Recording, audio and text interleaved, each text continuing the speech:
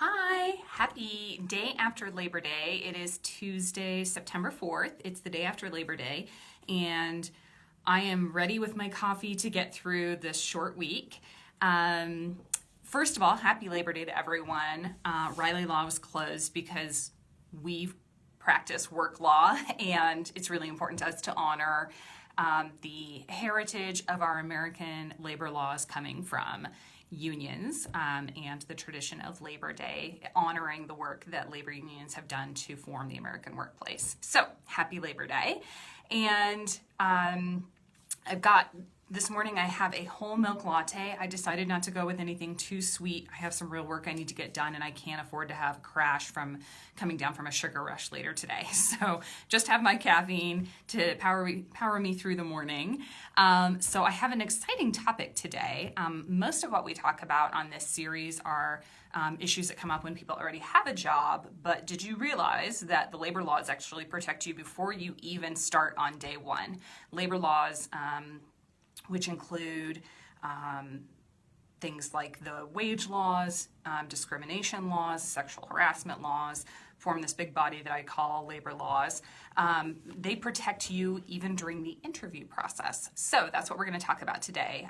Riley Law is actually growing. I'm interviewing candidates this week and next week to grow our practice and add some new staff to our firm. So interviewing was on the brain. Also, Colorado is currently in an economic boom, and lots of people are interviewing for jobs, transitioning in their position, and I thought it would be a great time to talk about interviewing and the do's and don'ts that employers can and can't ask you during an interview.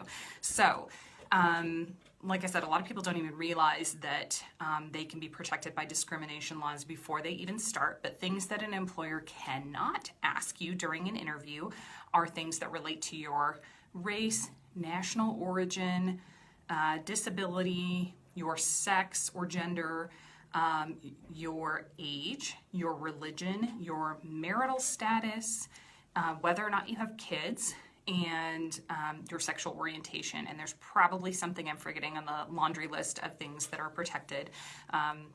But basically anything that you can't be discriminated against for, you can't be asked during an interview.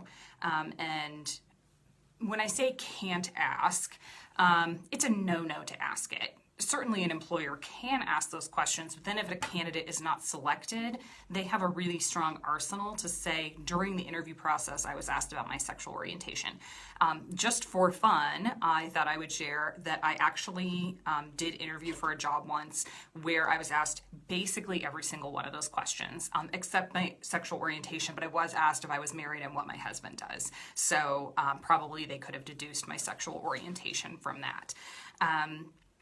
So can you ask them? Sure. Is it a good idea? Absolutely not. So just as a sort of helpful tip on how to deal with that, if you're comfortable talking about those things, it might smooth things over to just answer it. But do you really want to work for an employer where they're asking those kinds of questions during an interview? Probably not. So it's completely reasonable to say, I don't feel comfortable talking about that. So the other way that these questions can kind of be sneaky and sneak their way in are asking, where are you from, or where did you grow up? That would obviously tell someone your national origin, whether or not you're a citizen, perhaps, and can tell them, maybe potentially your religion, depending on where you're from. So let's say they ask you, oh, where'd you grow up? And you say Israel. Probably that's going to give them a good indication of your religion. So the other questions they can ask are, what do your parents do?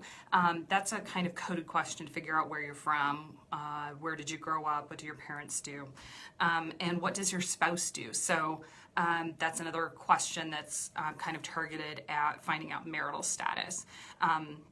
And the reason this is more pertinent for women than for men, these kinds of questions don't typically come up for men being asked about what your spouse does or how many kids you have or what ages your kids are or if you have kids. These questions are usually targeted at women, and they're targeted at finding out, are you going to miss a lot of work because you have little kids that you're going to have to be home with when they're sick? That's obviously on the path to gender discrimination claim. So in sum, can they ask these questions? Sure. Is it a good idea? Absolutely not. So if you are in a situation where you're interviewing for a job and they're asking these kinds of questions, obviously, get through the interview. It's going to be uncomfortable, unfortunately, but get through the interview. And then if you're concerned that these questions came up and you weren't selected as a candidate, don't hesitate to contact an employment law firm like Riley Law to discuss whether or not you may have been subject to discrimination. That's all I have for this week. Wish me luck with the interviewing process. It's, I think, just as hard to be on the other side of the table asking all the questions, but I can promise you I won't be asking any of these questions about sexual orientation, disability, gender, marital status. I can promise that none of those will be on the slate for questions I'm going to ask during the interviews, and we will see everybody next week. Bye.